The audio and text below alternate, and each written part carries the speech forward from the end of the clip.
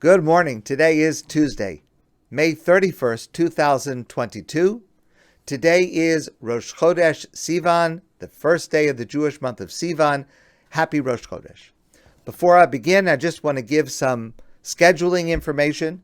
The morning 10 at 9 will be on hiatus, June 12th through June 19th. That's Sunday to Sunday, resuming Monday, June 20th. And also on hiatus, June 30 through July 4. That's a long weekend, resuming July 5. Minding the risks of the Parsha on Thursday nights, we will be on hiatus June 16 and June 30, but the other dates we hope to be studying together. And these dates are now in the email. They're on our website. They are posted. And so hopefully we'll remind ourselves of them and announce them again. But those are the dates when we will not be studying together. I do want to mention those of you who receive the daily email from me, I will still be sending out the daily email each of those days. If you are not yet receiving that daily email that contains this year's 10 at 9 and Minding the Riches of the Parsha, plus from previous years delivered to you by email every day. If you're not receiving that, please let me know. I'll be happy to add you to that list. This Shabbos, we read the Parsha Bamidbar, the beginning of the fourth book of the Torah, Bamidbar, and the narrative of this section of the Torah is about traveling through the desert, Bamidbar, in the desert. And because it's a little hard to visualize exactly how this worked, I have a diagram. So in this diagram, it may be a little hard to see, but in this diagram, you will notice that the Mishkan, the sanctuary of God, is in the middle. The Leviim, the Kohen and Levi, Moshe's family, the other Leviim, immediately surround the center, the Mishkan. And then on all four sides are arranged the 12 tribes, 3 in each direction, and the entire thing forms a gigantic square. And that is the camp. That's how the Jewish people would camp, and that is described in this portion and the next few portions going forward. All right, so when the Jewish people were camped in the desert, they were camped in this large square formation, Mishkan in the middle, surrounded by Kohen and Levi, and then surrounded on all four sides by the 12 tribes. What about when they moved? What about when they traveled? What was the order of traveling? So the Talmud actually gives us two opinions. The first opinion, I would say, is the most intuitive opinion, what we might have guessed. They broke out of formation and they formed a long line, like a parade. Since they were going eastward, most of the time, and the 3 tribes, including Yehuda, were in the east, so those 3 tribes went first. Then came the Mishkan. Then came the other tribes, all in a row, like a parade, with the tribe of Dan last, bringing up the rear. Okay, like a long train, like a long parade. Seems to make sense. However, the Talmud has a second opinion. And the Talmud says the way they traveled through the desert when they were walking, when they were moving forward, they stayed in the same formation. They walked like a box moving forward. Sounds a little bizarre. Doesn't sound like such an efficient method of traveling. Why would they do such a thing? So we can understand this question by asking another question, and this second question was actually asked by Moshe. And I think that anybody who has children can appreciate Moshe's question. So God tells Moshe where each tribe should be. This one next to this one on this side, this one on this side. So God says to Moshe how the camp should be set out. Moshe asks, Master of the universe, as soon as I tell them where to go, they're going to start complaining. Why should I be over here? I want to be over there. Why do I have to be next to him? I want to be next to her. Everyone's going to complain. How am I supposed to get all these people to go where you want them to go? So God says to Moshe, a very surprising answer.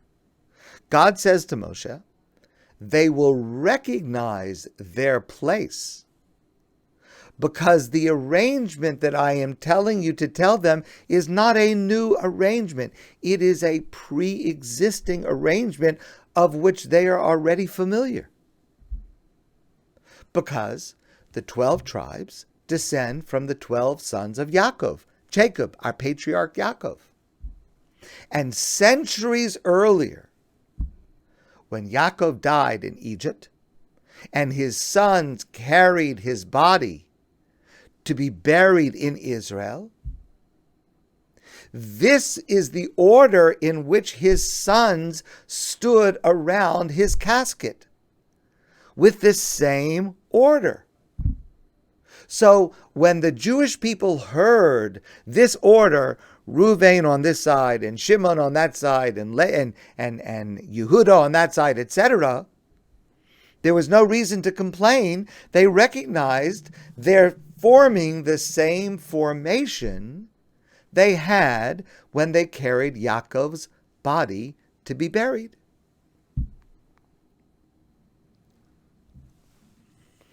And this arrangement with who goes where in this box formation, this setup was also the scene at Mount Sinai. And we will read this narrative on Sunday, the first day of Shavuos. Because remember, at Mount Sinai also, it was not theater style.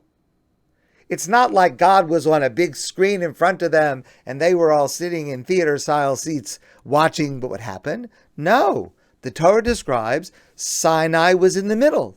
The mountain was in the middle. God spoke from the top of Mount Sinai with the entire Jewish people arranged on all four sides, maintaining this order. But instead of the Mishkan in the center, instead of Yaakov's body in the center, on Shavuos you had Mount Sinai at the center. God's presence speaking to them from the center.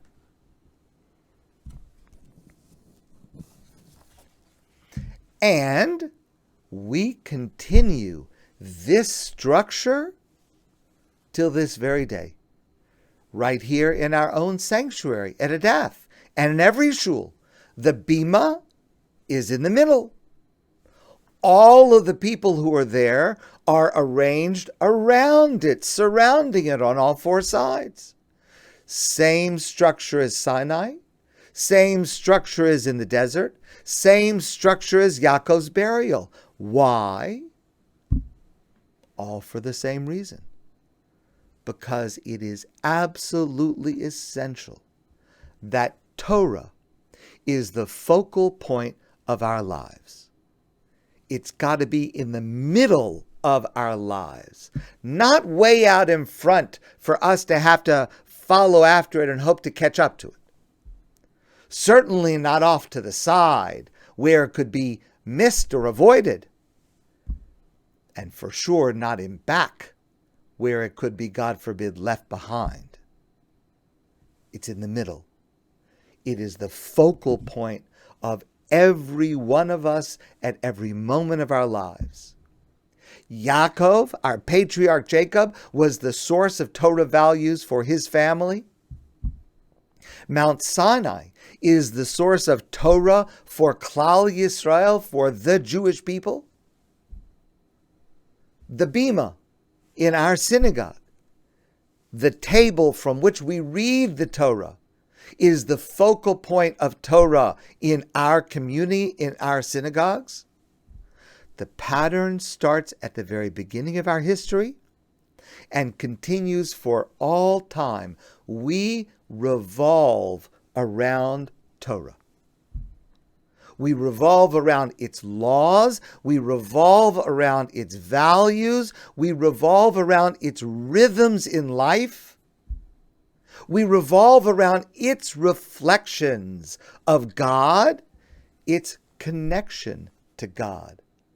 Because having it at the center means that God is the closest to every single one of us, not closer to some than others, but in the midst of all of us. And that's why they walked through the desert in this strange formation. So there is an unbroken history of Torah at the center of Jewish life. This week's Torah portion, Bamidbar, this week and most years, is read on the Shabbos before Shavuos. This year, Shavuos starts Saturday night. This Shabbos, we read the Parsha Bamidbar. Because this week's Torah portion, the Parsha Bamidbar, contains the essential meaning of Shavuos. The dramatic encounter between God and the Jewish people at Mount Sinai, when God reveals himself to the entire Jewish people at Mount Sinai, like he had never done before and will never do again, that is not a one-time event. It is one dramatic moment of an ongoing motif as the Torah forms the focal point of our lives. And for that reason, there is a curious but essential detail in our Torah portion this week. The Torah describes that there are 12 tribes on 4 sides, groups of 3 tribes.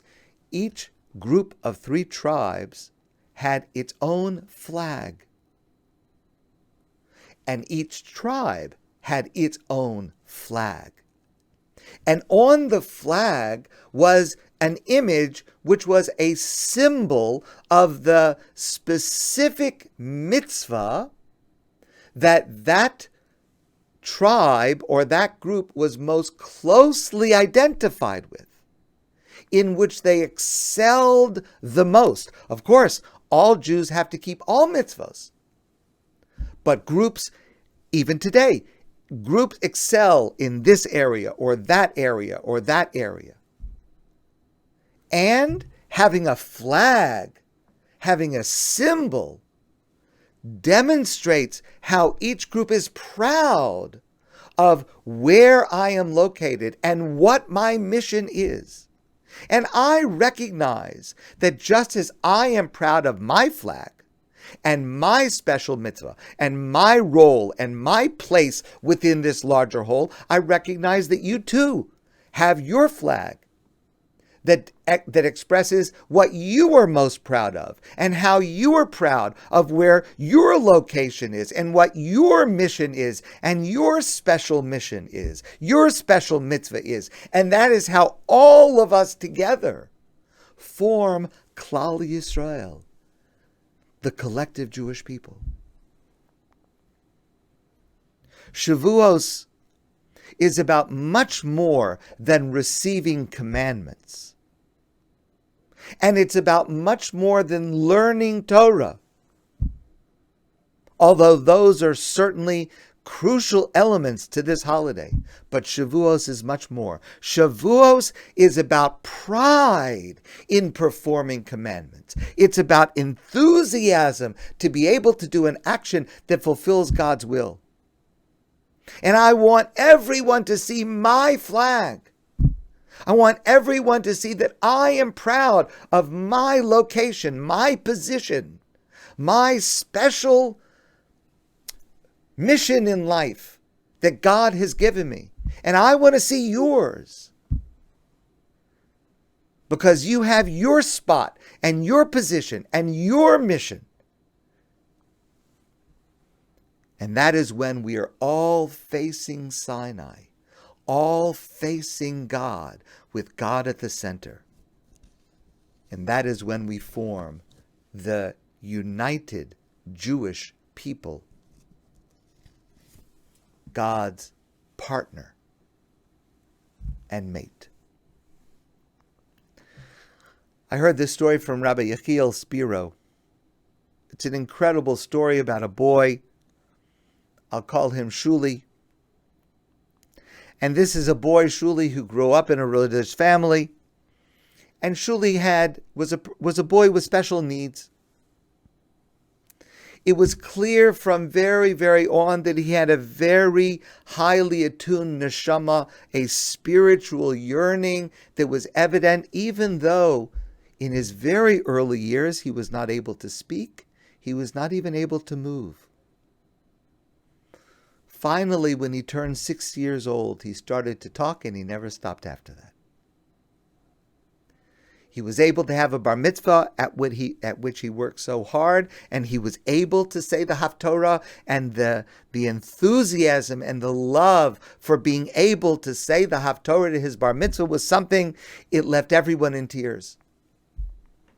And a few years later, his parents decided it was ready for him to attend summer camp, but their desire was not to attend a summer camp, a sleepaway camp for boys and girls with special needs. They wanted to send him to a regular camp. And there was a camp that agreed, and they had a shadow for him. His name was Eli, again making up a name, a very, very sensitive and compassionate and capable young man who acted as a shadow, who watched out for Shuli and took care of him every day. And as soon as Shuli arrived at this camp, his smile was infectious. It's just whoever saw him loved him. He was the darling of this camp. Every day, Shuli was the first one to come to the camp shul for davening. And he was very excited to be able to daven. However it was that he was able to say the prayers, or maybe not even to say the prayers, but to point to the prayers.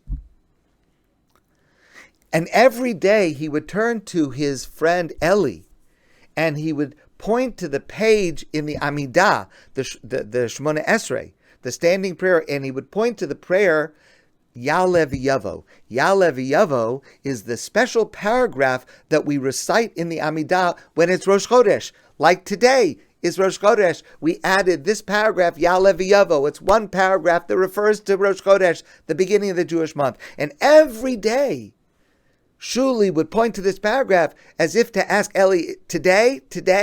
Is it today that we say Ya'aleh V'yavo? And every day he was so excited. And he would start, Eli, today, Ya'aleh V'yavo, yes. And of course, Eli had to say, no, sorry, not today. No, not today. One day, but not today. It's not Rosh Chodesh. Not today. Until finally it was the next day. And Eli and all of the counselors and all of the campers knew how excited Shuli was going to be that finally it was Rosh Chodesh and he was going to point today, and it was going to be yes, on this day, which was the Rosh Chodesh. All of the counselors and all the campers arrived earlier. First, they were first for the first time. Shuli was not the first. And Shuli comes into the shul, and he's his regular day.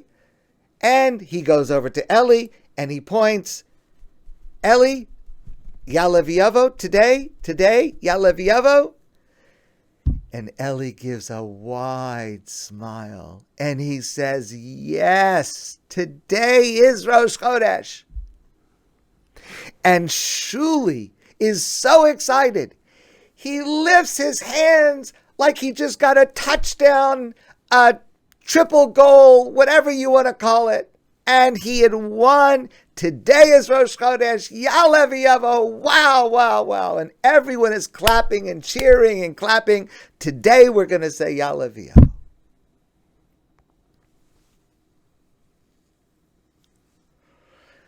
To have a sense of joy and celebration about being able to add a paragraph Ya'aleh V'yavo to the Amidah. That is what it means to have a flag, to have a special position, to have a special mitzvah that is meaningful to me more than anyone else. That is what Shavuos is about. Because Ya'aleh V'yavo, that was Shuli's flag. It was his special mission to anticipate saying Ya'aleh V'yavo on Rosh Chodesh and then to say it with such enthusiasm.